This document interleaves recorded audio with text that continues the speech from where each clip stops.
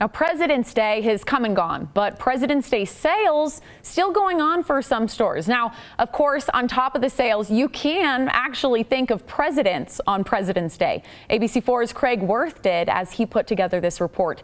In fact, you can even go stand on the steps where Rutherford B. Hayes actually stood 143 years ago here in Salt Lake City. And that makes this worth watching.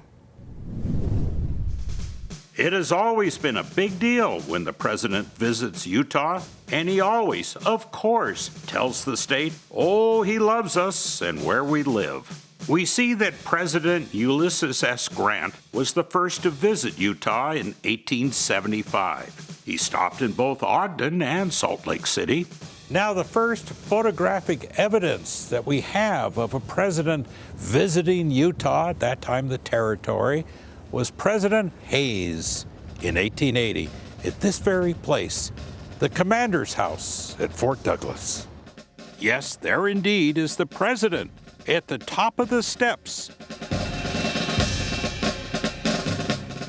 In a faded copy of the old Salt Lake Herald paper of 1880, we see what was done with the party and what the party did. I especially like where they even put in where there were cheers for each speaker. President Harrison was the next to arrive in Utah. We know he was here twice for parades. Oh yeah, Main Street. That's a place you'd find a number of presidential visits. President Teddy Roosevelt also took a trip down Main, as did President Wilson.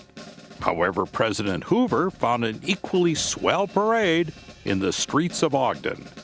But we're getting ahead of ourselves here, backing up a few presidents now. Utah really did love President Taft, and he loved Utah. He went to Logan. He was greeted in Ogden. Crowds waited for him in each of his 4 visits here. He tipped his hat to the crowds at the Utah State Fair. He spoke at the Tabernacle. He took a drive with Governor Spry around Salt Lake City. And he took a driver to the course at the Salt Lake Country Club.